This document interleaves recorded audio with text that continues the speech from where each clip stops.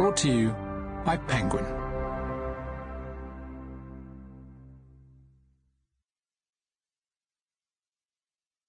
Are You Really OK? Understanding Britain's Mental Health Emergency, written and read by Stacey Dooley. Introduction.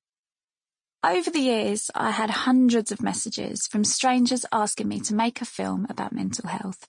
But for me, there was a temptation to shy away from it, mainly because it's so difficult to get the tone and context right. I mean, there are so many things to take into consideration. Firstly, can somebody give genuine consent if they aren't always of completely sound mind?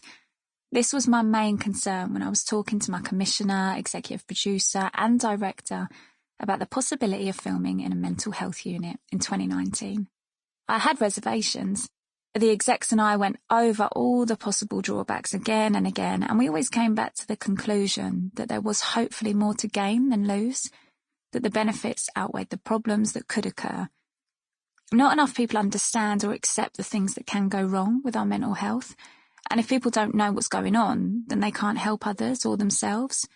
There are a lot of misconceptions around it, that people with mental health problems are violent or dangerous, for instance, or they're weird or they're self-indulgent and could get better if they wanted to.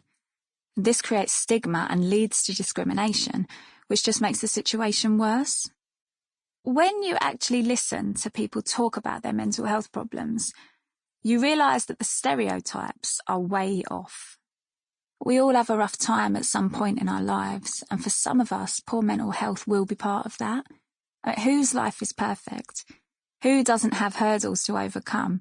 Every young person I've met contends with anxiety, pressure, and the sense of feeling overwhelmed to a certain extent. Obviously, some people's experiences are way more severe than others, but mental health affects us all, and even more so now in the aftermath of a pandemic. Still, if we're going to film in a mental health unit, we knew we had to try to do it in the most responsible way possible. We wanted to make sure that our contributors felt safe and secure in the knowledge that we were there for the right reasons. And the best way to do that was to give them something called rolling consent, which is quite unusual when you're making a film. So typically, the person you're filming will give verbal consent, and then you get written consent and you take your footage off to the edit and make the film that you want to make. But with this film, we understood that there were deeper complexities. Offering rolling consent meant we would film if the contributors were happy to be filmed, but if at any point they wanted to change their mind, they could.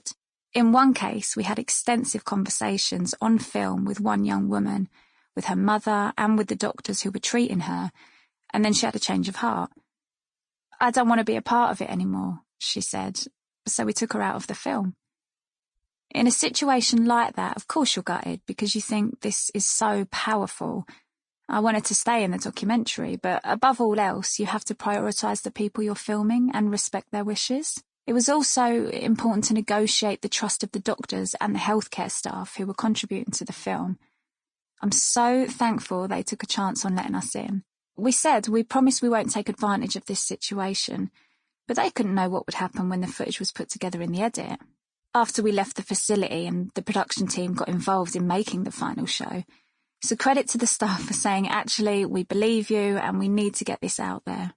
In late 2019, we filmed for several weeks inside a mental health unit at Springfield Hospital in South London. It was a real eye-opener for me, a really steep learning curve, and it resulted in a documentary for BBC Three entitled On the Psych Ward. And over the course of making it, I met several youngsters who had been admitted to the unit with serious problems like anxiety, psychosis, depression, anorexia, and personality disorder. Some of them were at crisis point and had been detained or sectioned under the Mental Health Act.